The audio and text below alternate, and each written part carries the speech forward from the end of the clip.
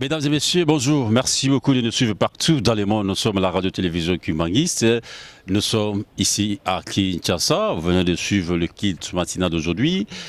Nous avons notre invité qui est avec nous aujourd'hui. On va parler avec lui. Sa prédication, on va parler du social avec lui. C'est pourquoi vous voyez, cette tranche est intitulée Écho du social de l'église Kumangiste. Il est notre invité, lui-même va se présenter qui il est et qu'est-ce qu'il fait. Et cette tranche d'animation doit être un peu bilingue pour la compréhension collective de tout le monde qui nous suit partout là où vous êtes. Notre invité, bonjour. Bonjour, papa journaliste.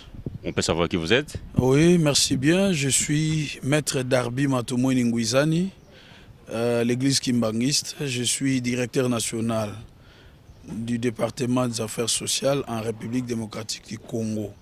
Donc précisément au collège exécutif national de la République démocratique du Congo. Merci beaucoup, monsieur le directeur. On va parler beaucoup en tant que directeur. Comme je viens de le dire, le tranche un peu à Lingala. Quand même, il faut quand même aussi un bilingue plutôt pour quand même tout le monde puisse nous comprendre qu'est-ce que nous voulons dire aujourd'hui. Vous étiez l'officiel d'aujourd'hui, dans ce kit matinal d'aujourd'hui, où il y a eu la présence spirituelle de l'église Kumbang, c'est-à-dire Papa Simon Kumbangu, Otei Batubayoki, Erekomi Tata Simon Kumbangu Kangani, Azomaloba, Asali Nakati ya message naye, a bengi yo susantaki Mutei, Ozonga lisusu, na chair pour lever la paix à sur la version biblique. Je voulais d'abord parler sur l'impression, le fait qu'il vous a fait appel de revenir. Comment vous avez senti? Bon, d'abord, c'est une première pour moi.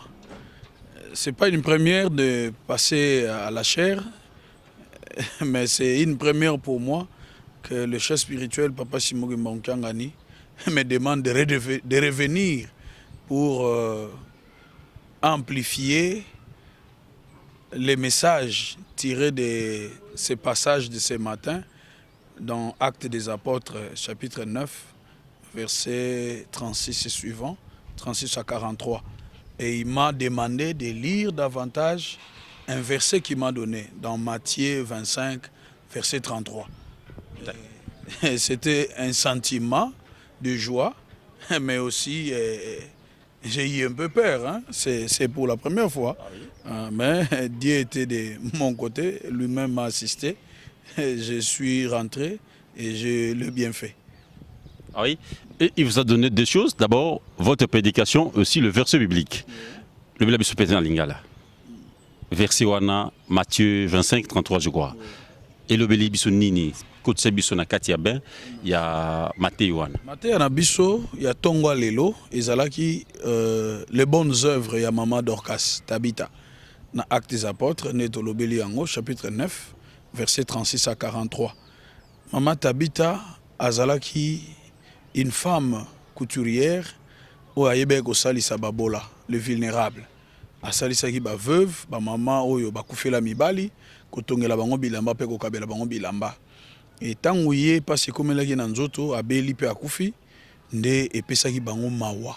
Ba mama pe bana na bango batu ya mboka mobimba ya Jope, nde bayokaki sango ete Pierre azalaki na mboka oyo ezalaki pembeni ya Jope na Jide. Nde batindaki bana batu mibale bakende kobenga Pierre aya asambela po ete Maman Dorcas azonga na bomoi. Et yango esalemaki. Alors au biso to retenir na Matthieu na biso par rapport à thème ezalaki les bonnes œuvres. Misala malamu ya mutu ya Maman Dorcas yango esalaki ete environnement na ye esala témoignage. Et témoignage wana pe balelaki pa ya nkolo nzambe na nzela ya mosali na ye ntoma Pierre pe ye asalaki miracle na nguya ya nkolo Yesu Kristo pe azongisaki Maman Dorcas na bomoi. C'est-à-dire leçon auto tiré biso nyonso bandimi église kimbangiste esengeli na biso tozala na esprit social. Ndenge tolobaka social, muta social azali muta motema malamu, alingaka komona mutu na pasi te, atalaka mopaya na elongi te kasi na libumu.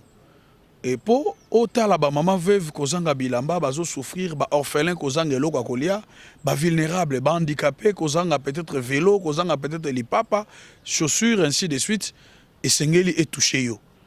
Or soko osali yango pona ndeko na yo mutu.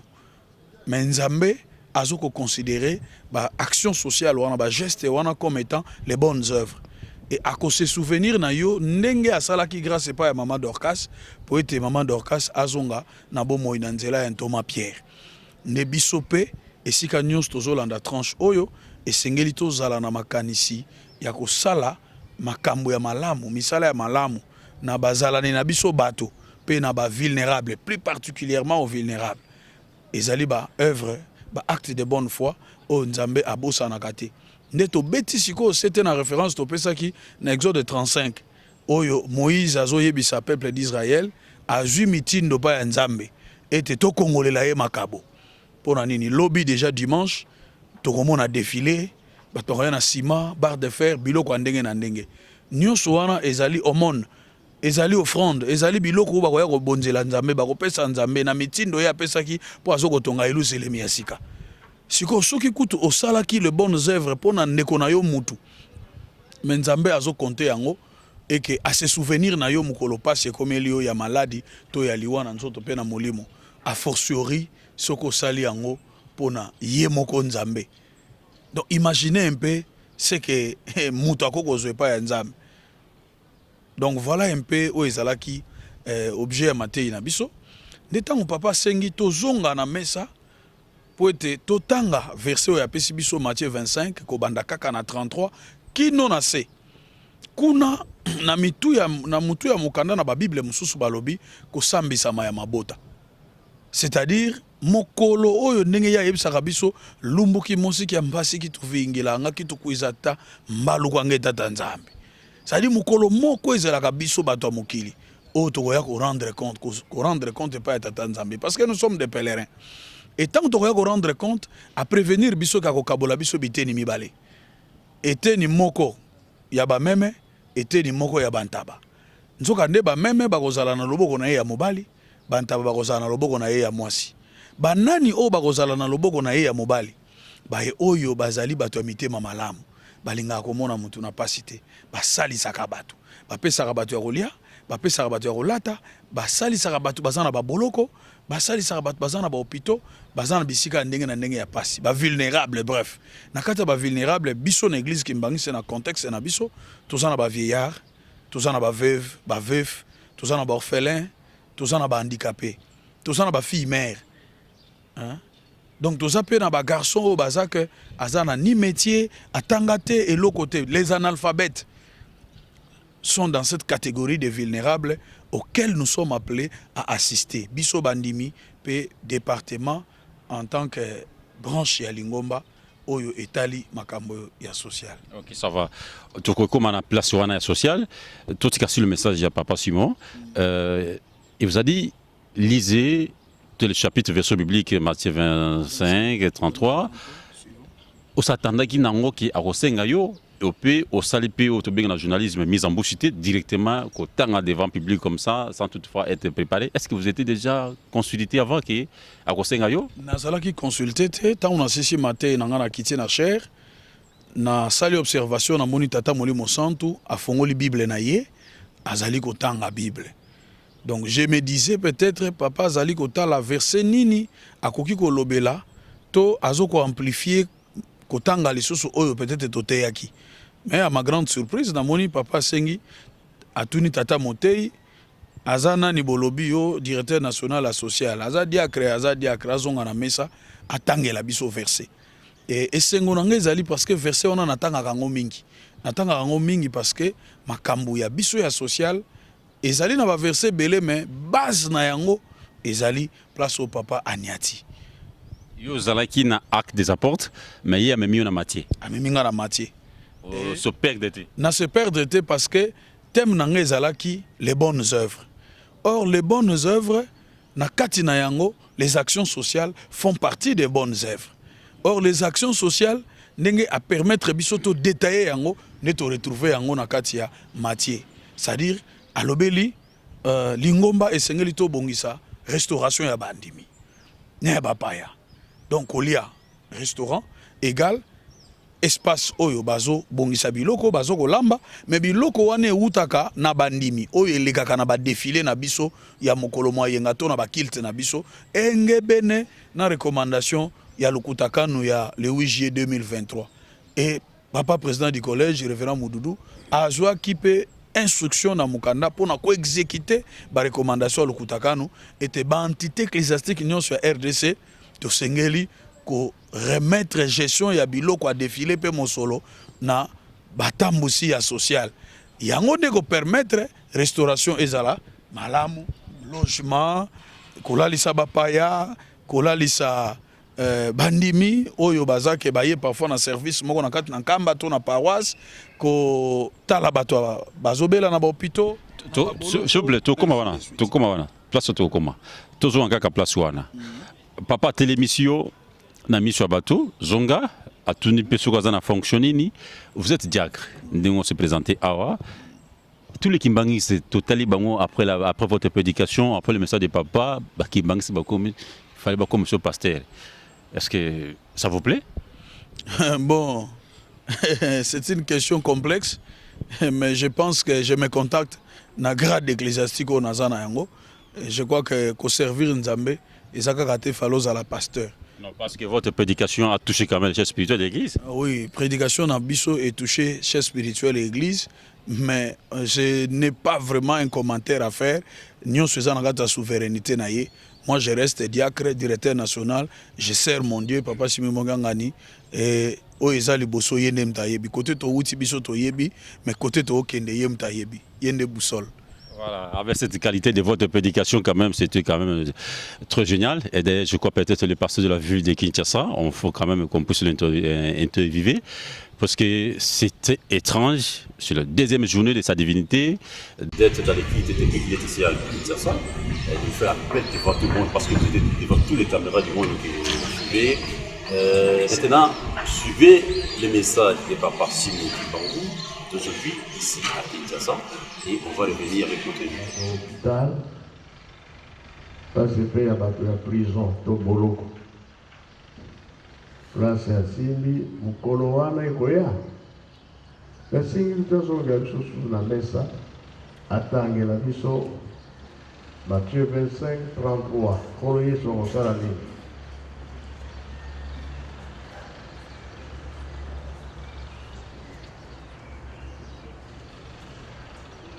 Tango ati biso makanisi ekendaki mosika.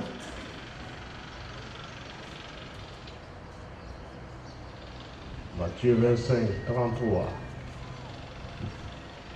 Kolo Yesu soki akosala nini?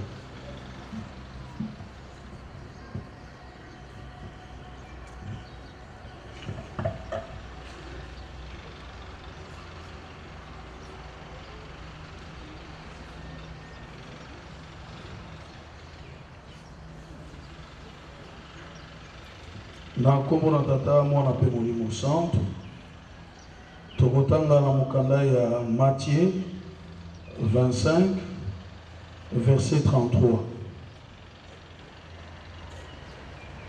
Moto ya mokanda lobi mobeko nini zuzi akotala akotia bameme na liboko ya mobali pe bataba na loboko ya mwasi. Na kombo na tata mwana pe molimo santo. Continuez là, pour la nini? Bongo mokonzi akoloba boye na bato oyo bakozala na liboko na ye ya mobali boya bino bato tata na ngai abenisa pe bokota na bokonzi oyo abongisela bino wuta ebandeli ya mokili.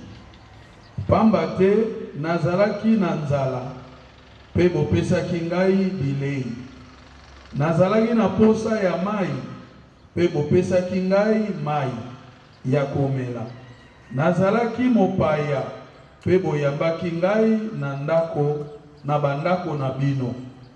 Nazangaki bilamba pe bopesaki ngai yango. Nazalaki na maladi pe bosalisaki ngai. Nakotaki boloko pe boyaki kotala ngai. Soala comme ça. Merci Nzambe na ngai. Nasima mokonzi akoloba boye na bato oyo bakozala na loboko na ye ya mwasi bolongwa na miso na ngai bino bato nzambe abwaka bokende na moto oyo ekufaka te, oyo babongisela zabolo na bazabolo na ye. Pamba te nazalaki na nzala pe bopesaki ngai bilei te, nazalaki na posa ya mai pe bopesaki ngai mai ya komela te, nazalaki mopaya pe boyambaki ngai na bandako na bino te, nazangaki bilamba pe bopesaki ngai yango te, nazalaki na maladi pe nakotaki boloko kasi bosalisaki ngai te. Bongo bango bakotuna ye mokonzi tango nini tomonaki yo ozali na nzala to na posa ya mai to na ozalaki mopaya, ozangaki bilamba, ozalaki na maladi to okotaki boloko, bongo tosalisaki yo te.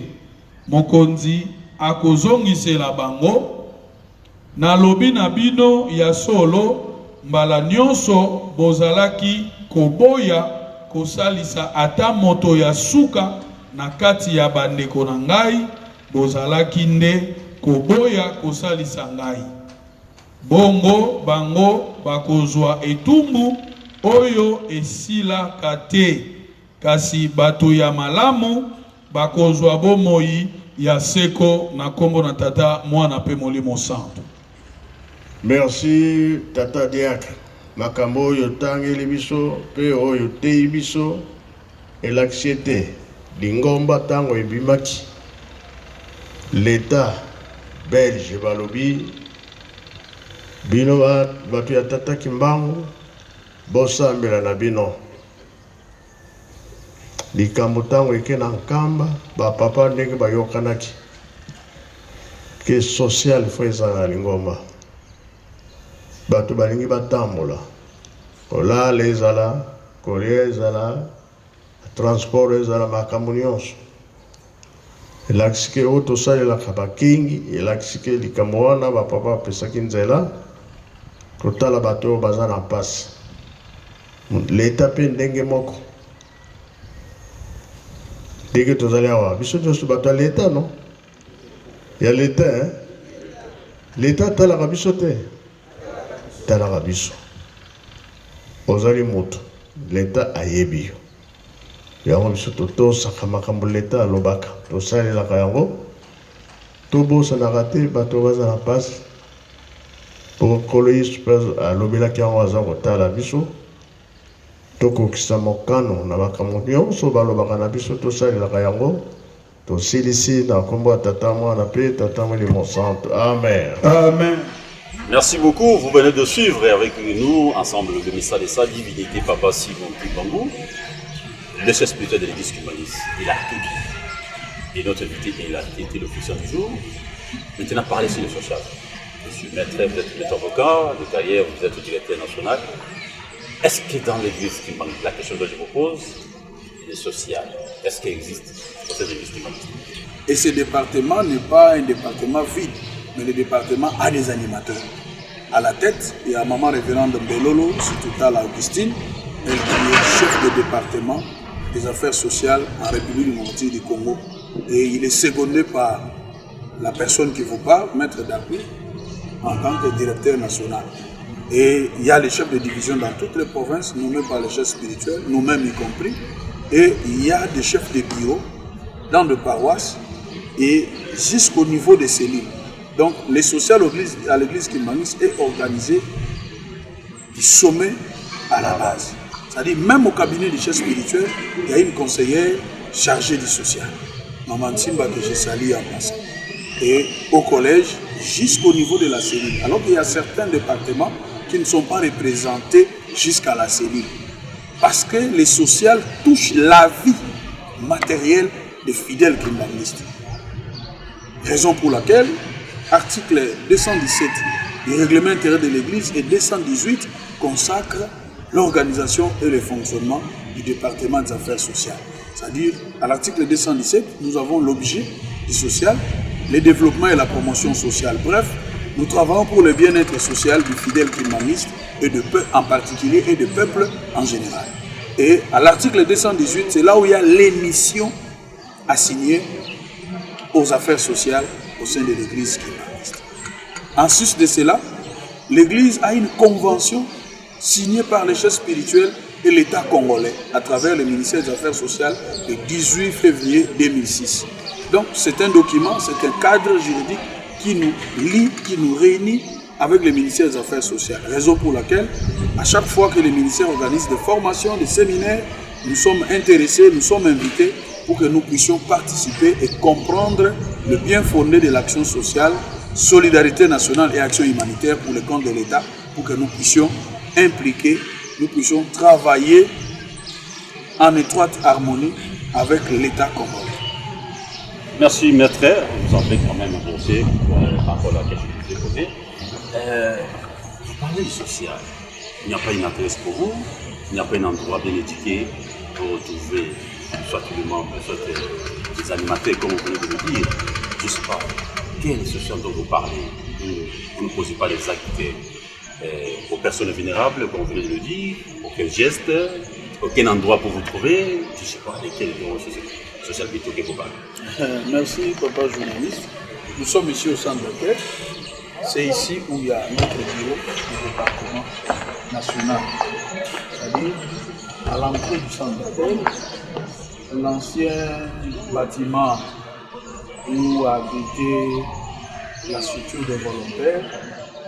C'est là où on a aménagé. À la deuxième porte, la première porte c'est les inspecteurs du collège. À la deuxième porte, c'est là où il y a le bureau du social. Vous verrez bien à la porte, il y a une mention DECAS, département humaniste des affaires sociales, barre R. On a écrit en bas les affaires sociales. Nous sommes là au centre d'accueil disponible. Nous allons passer aussi notre numéro. Soit on va le communiquer, soit vous allez le suivre au bas de vos écrans pour que vous puissiez nous contacter.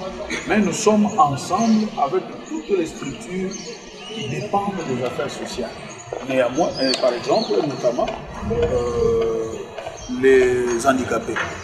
Nous sommes avec eux, nous venons d'être d'ailleurs en Kamba à la fête du 10 mai, une fête qui a été dédiée ou consacrée aux personnes vulnérables kimbanguistes, et les chefs spirituels venaient de joindre les affaires sociales, parce que c'est les affaires sociales qui est la mère de toutes ces branches sociales, de toutes ces branches de vulnérables, pour que nous puissions bien les encadrer, pour que nous puissions bien les orienter, pour que nous puissions assurer la réinsertion sociale de ces catégories défavorisées. À travers un outil que nous avons, c'est le centre social kimbanguiste d'apprentissage professionnel. Donc, chaque fois si vous êtes curieux, vous êtes au centre d'accueil, vous y entrez, vous trouverez les amis, les enfants, les apprenants qui apprennent la couture sous l'arbre. Il y en a qui sont à la tribune là-bas, qui font l'auto-école, l'agro-pastoral, le secrétariat et l'hôtellerie.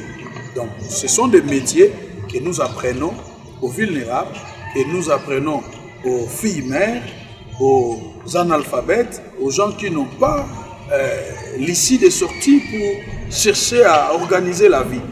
Et nous sommes là pour les encadrer et leur donner un métier. C'est à travers ces métiers qu'ils seront utiles dans la société, ou qu'ils vont encore avoir l'envie de revivre, de vivre dans la société où nous tous, nous nous sentons à l'aise, parce que vous avez peut-être étudié, parce que peut-être vous avez un métier, parce que vous travaillez quelque part.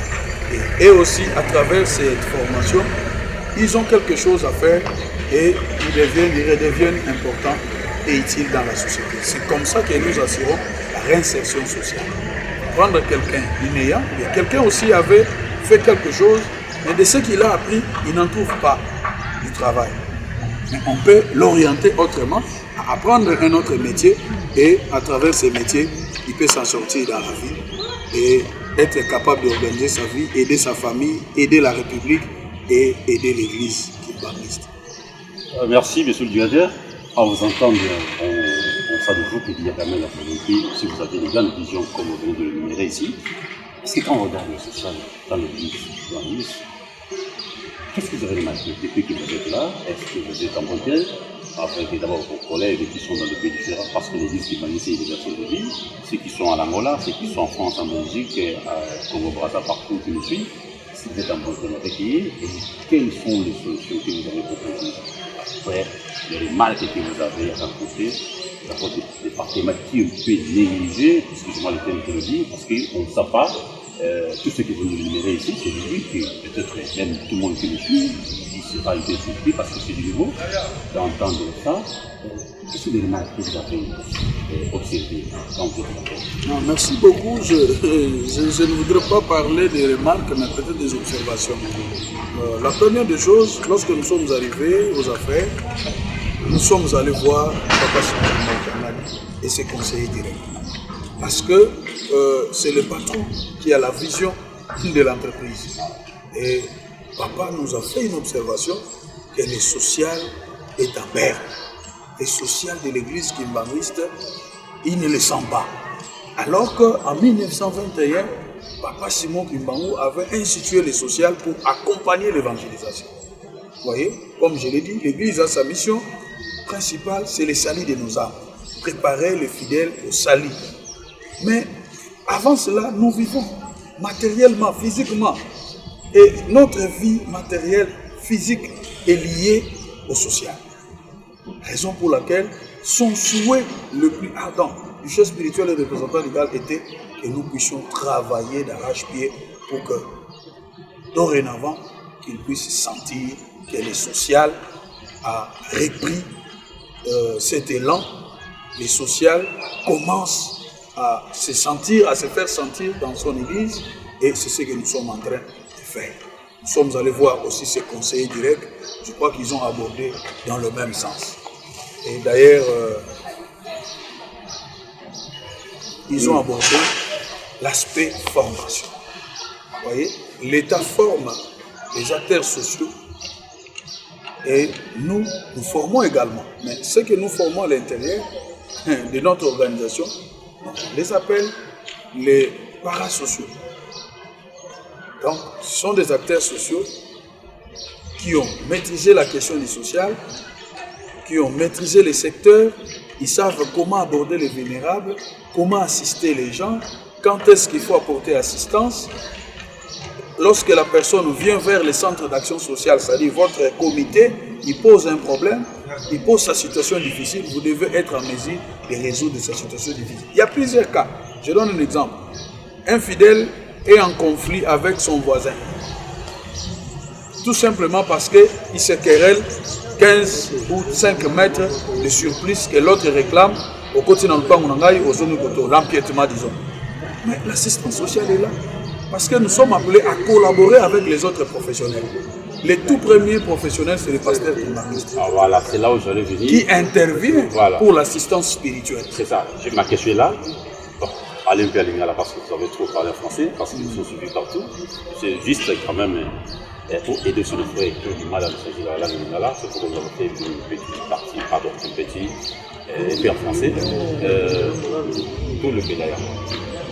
Aux alliés, n'a pas passé dans le parce que Bao Bazan n'a pas province, Bazan n'a pas village, n'a pas secteur de pays. Est-ce que pas peut se revenir par rapport Bazan libre pour passer à un moment social? Merci beaucoup. Au mois de mai, avril-mai, j'ai été à Kwango, j'ai été à Chikapa, j'ai été à Kananga. Toujours pour sensibiliser. J'ai été bien accueilli, tout ça, il y a séminaire, formation. La ville de Kinshasa, chapeau bas, na Kocha Mundele, le pasteur provincial, révérend Pumbalo. Aussitôt qu'à exécution, lettre et instruction, il y a révérend président du collège, révérend Moudoudou et Bimaki, pour exécuter les recommandations le Koutakano le 8 juillet 2023. Yépe Mbalamora Zouaki Mokano a instruire le pasteur communaux et sectionnaire à Kinshasa était désormais Mbongo pe biloko a défilé na gestion à bateau social poto salisa bandimi o bazana pasi pe ba paya o bazo utalibanda eza ba paya ya papa eza la ba paya o ba yekota la biso na ba entité na biso. Donc de ce côté-là, Moussala toujours sala, même cette émission, même cette tranche, c'est dans le cadre de la sensibilisation. toyebi ke likamuso ke zaki ya kolala complètement oublié par les gens et côté les mambala mangote nde balobaka nzete soki ko ile ko bota mayebolo te mais malembe il y a déjà des signaux positifs oyo ezoko monana et nous espérons que tito kosili sambula ya 2024 baye oyo bazo salela nano ne saleli akala na siècle ya liboso ba mboate le pas na siècle ya sika engebene na volonté ya tata mokonzi abule était fini la récréation. Fini la récréation, c'est-à-dire makambo ezalaki ke biloko ya social, mbongo ya social, yozo kanga yango ezalaka ya yo esalisa lingomba te, esalisa bandimité, ele sankamba te et alimenter économate. C'est-à-dire nous estimons, c'est pas que nous estimons, c'est ce qui est prévu. Donc les social doivent alimenter l'économie. Ce qui fait que ceux qui sont commis en Kamba, na bolé Sinkamba, papa nous a donné ses devoirs, to mataka 3 fois l'an, collé Sankamba. Mais qu'on prête confusion te. Nkamba ezwaka batu ebeleza na capacité d'accueil ya makasi. C'est-à-dire na stratégie ya papa comme social nano atelemi makasi te to mona kabisenga et yaka na ba pasteur provinciaux et yaka na ba président du collège était to ravitailler Nkamba chaque fin du mois. Donc ne confondez pas. Papa zo salango parce que ebi social nano et la mukité. Donc et ça ba stratégie na yé moko patron po ete Nkamba ezanga ya kolia te mwinde pela tango nyonso ba carburant ya ba mituka pe makambo ndenge na ndenge nzokeza misala o social asengeli ko sala ko kipe basali o bazana ba bureau ya lingomba na ba chaîne ya lingomba na bisika ndenge na ndenge o nyonso bazoko servir lingomba esengeli balia esengeli ba lata esengeli ba zwa soin esengeli bana na bango bazala na accès na éducation bazala na accès na santé bango mongo pe bana na bango nyonso wana c'est le social. Donc le social c'est un terme globalisant qui englobe tout. Donc na mukuse tolobi vie matérielle na biso na kata lingomba en tant que ba personne ressource ya lingomba ezali ancré na kata social. Donc nous avons intérêt biso ba gestionnaire biso ba pasteur provinciaux communaux et sectionnaires ba chef des mouvements. L'article 412 du règlement intérieur nous implique les activités sociales. Auto salaka po total rapé batu na ba chorale. To assister rapé batu ba cadeau ba mariage tout ça. Mais quelle est la manière de conseiller la sociale? Nous devons rentrer vers l'église pour que le département nous donne la grande vision de l'église. Comment est-ce que les sociales doivent fonctionner dans l'ensemble de l'église? Kozala ebanda na tron na yemoko ya lingomba ezala na ba branche na ye otobengi ba mouvement association groupe et service. Merci. Numéro Izawana Bolanda Biso partout, numéro Izawana na c'est na bande d'écran, en écran plutôt. Yépe moko kopé ça sur ce numéro parce que ba mususu ba ndekona biso ba avec les bazan peu difficulté comme on a mais ba koko yoka yemoko kopé ce numéro. Je vois vous avez un document na monaki parce que vous avez dit vous avez initié des formations, vous avez un document moko représenter biso yango un ouvrage et puis wana on m'a expliquer biso parce que tranche exercice social. Merci beaucoup papa journaliste. Je crois que caméraman azozo image oyo ezali affiche il y a séminaire de formation oyo egosalema le 28 juin, vendredi 28 juin de la semaine prochaine sur l'éducation financière. Moutako animé yango, c'est notre partenaire Finca qui est aussi une banque à caractère social qui a décidé d'accompagner les départements kimbangistes d'affaires sociales dans la formation des fidèles kimbangistes en éducation financière. Donc, aux ala gestionnaires, aux ala intellectuels, étudiants, nani, aux tekaka, aux commerçants, yaka kolanda formation sur l'éducation financière, eza ya ofele, okofuta mbongote.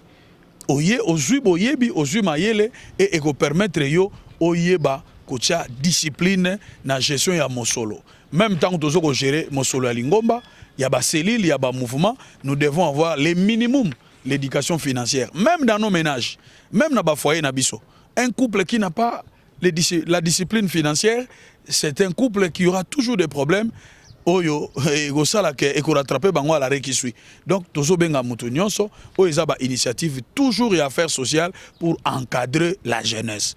Parce que dans l'article 218, parmi les missions d'Abisso, nous encadrons la jeunesse, mais un accent est porté plus particulièrement aux vulnérables. Donc, tout ça, d'une part, il y a des vulnérables, tout ça, la paix, d'autre part, il y a bateau dans la catégorie de vulnérabilité. Donc, tout la formation, ça, c'est la deuxième édition. Première édition, c'est le Mukolo Tata Mouli Monsanta Zonga Kinankamba, tant à Ozana Bisso à Kinshasa. La deuxième édition, est vendredi, au centre d'accueil, na tribune, Yaka Oyekola. mai oyo ba expert ba yebi makambo mosolo baza na yango po esalisa yo to bengi ba couple ndenge to lobi bato nyonso boya koyekola l'éducation financière lobi ko luka musala na banque mais tant vous avez déjà un brevet na souka formation vous aurez un brevet signé par le président délégué du collège, le chef de département de l'église Kimbangiste en matière sociale, celui qui s'occupe du social et le responsable de la FINCA qui est chargé de l'animation de ces séminaires de formation sur l'éducation financière. Et voilà. J'ai un lié qui est dans le centre d'accueil, mais PC RTP formation et combien de temps, combien de jours pour la formation? Journée moko. Et ça de 9h à 12h. De 9h à 12h le vendredi 28 juin, 9h à 12h dans le centre d'accueil, formation ici. Tu brevet au le lendemain. Ah. Merci beaucoup. Merci. Document Mosusu aux Anango. Document Mosusu, ezali module ya formation. Touti ko ça la formation awa, o ezaki organisé par ya révérend président du collège. Dans le cadre de renforcement des capacités, dans entité ecclésiastique, il y a province à Kinshasa. Donc, les pasteurs communaux sectionnaires, les chefs de mouvements, associations et groupes, qui sont à niveau général, qui sont dans la province. Les nationaux, les nyons, bazalaki, balandaki, moi exposé au Tomeka Gosal. Mais aussi, les qui ont faute de temps, parce que tous les na préparatif, il y a Koyamba, Tata Moli Monsan, tous les la à Kinshasa. Ne module yangoyo, tolobelaki, rôle, organisation et fonctionnement du social dans l'église kimbangiste. Donc, tous yango kaka, na mikanda ya lingomba totali pe l'état lobi nini et tobongisi yango pour que o nyonso atambusaka social ezala na lingomba ezala na ba mouvement se procurer na document oyo oleki na bureau na biso et kosalisa yo oyeba comment mener vos actions sociales qui entrent dans le cadre ya ba bonnes œuvres o tolobeli na mateya na biso ya lelo oyo nzambe akotika la kobosa na yango te. Soki kutu tosali yango pona mutu abosani te bongo tango tosali les bonnes œuvres pona ye nzambe toyebite nini oyo akozongisela biso. Donc voilà otokoloba papa journaliste. Merci beaucoup papa. Pesa sikotikali parce que tranche sili ezalaki quelques minutes to sili sina biso pesa numéro na yo na bato balanda biso o bazoyoka yo pesa numéro pe osala message na ya suka. Nabao bazu occasion ya kolanda biso na kati ya tranche oyo. D'abord le numéro. Merci mingi bazo landa biso bokozwa biso na 089 65 13 510. Bokozwa biso pe lisusu na 089 72 53 055. Tobandeli toza na 3 numéros pour to ça 097 158 03 82. Yaliboso 089 65 13 510. Yamibale 089 72 53 055. Yasuka 097 158 03 82. Soko bengi biso numéro moko o esuka na 055 okozwa maman chef à département, maman révérende Augustine Melolo et les deux autres numéros Soko bengi okozwa ngai ndeko na bino le directeur national toza wana disponible pour na koyamba mutu nyonso ya motema malamu oyo alingi a assister les vulnérables kimbangistes ozaloza membre ya gouvernement ezaloza ONG dernier mot pour na lelo voilà ezaloza ONG ezaloza kimbangiste ezaloza non kimbangiste slogan na biso tolobi bato ya mitema malamu balinga komona mutu na pasité batalaka mopaya na elongi te kasi na libumu nzoka nde mutu nyonso azolanda biso oyo ya motema malamu yaka kosalisa ba veuve kimbangiste yaka kosalisa ba handicapé kimbangiste yaka kosalisa ba orphelin kimbangiste yaka kosalisa ba fille mère kimbangiste osomba ta machine à coudre opesa na centre de formation et salisa ba bayekola batu bayekola misala osomba ta basani opesa na filière hôtellerie ata four ata eloko nini matériel o no yo moni ko opesa biso et salisa biso pour l'encadrement et o toko koloba topesi merci na papa Simon Mongangani parce que c'est lui le maître des temps et des circonstances. Il me tape si biso opportunité lelo toko akozwa mateya et nanzela ya mateya de nyonso oyo et bimi yemoko pour atalisa bandimi ete oto yebisaka bato na ba sensibilisation ayebisaki biso social eza ya kolala souci na ye social etelema pour makambo mingi o ezali kopesa e pasi na nzela ya social ezwa nzela et quoi ko salema pour ete bandimi ba se sentir vraiment assister, va se sentir vraiment encadré et ekozala lokumu pona lingomba na biso. De ekozala pe lokumu pona département na biso. Voilà message toko pesa. Biso na collège toza na problème te. Le président du collège vraiment il nous soutient et il nous assiste pour que toko akosala musala na biso ndenge sengeli. Ndeto sengi pe na ba pasteurs provinciaux bo pesa maboko na ba chef de division. Ba pasteurs communaux de territoire division unique section. Ba chef de série le bo pesa maboko na batambo social pour que synergie wana et ça la social et quoi komata na ba mouvement pe total la batambo saka social to encadrer bango to soutenir bango to laksa bango musala ba ya vers social to collaborer ensemble pour que social la lingomba et quoi kotombwama et ce que tombwami papa simengo nganga sepeli biso to kozwa mapamboli pe ekosengo unité bo moko ekozonga na kati ya bandimi na aspect etali social. Voilà, social les alliés Akola, là c'est le dernier mot de notre invité, venez de le suivre, monsieur le directeur Darby Matoumweni, qui est maître avocat, vous l'avez suivi, c'était notre invité, avec lui on a tout parlé, si toute sa prédication d'aujourd'hui qui a fait quand même, qui a créé un peu l'actualité, où le chef spirituel est revenu sur sa prédication. C'est pourquoi il a répondu à nos questions. Vous avez suivi toutes les difficultés rencontrées depuis qu'il est là, les social de l'église kimbanguiste aujourd'hui. L'église kimbanguiste, c'est une église reconnue partout dans le monde. Il y a une formation initiée par ce département. Nous vous invitons d'être massivement à répondre à cette formation parce que, comme il vient de le dire, c'est une journée que vous allez terminer cette formation. Merci à vous. Vous nous avez suivis partout dans le monde. L'église kimbanguiste, c'est partout. Les croyants kimbanguistes, vous êtes partout dans le monde. Vous avez eu le numéro est là affiché au bas de notre écran, appelez le numéro pour quand même contacter notre directeur parce que ça va aider nos frères qui ont un peu de difficulté, les personnes surtout vulnérables, il faut les assister. Merci à la grande équipe qui nous a fait comprendre pour la tranche de cette émission, plutôt la tranche et mauvais décollage à Télésas plutôt. La tranche d'aujourd'hui, c'est Éco du social de l'église Kimbanguiste. Merci de nous suivre partout. Merci à Papa Maka qui était derrière la caméra. Merci à Papa Espoir Makaya et Papa Die, Maman J'ai tout le monde qui était là. Vous avez suivi. Merci. Restez branchés sur nos antennes. Suivez la radio-télévision Kimbanguiste. Merci.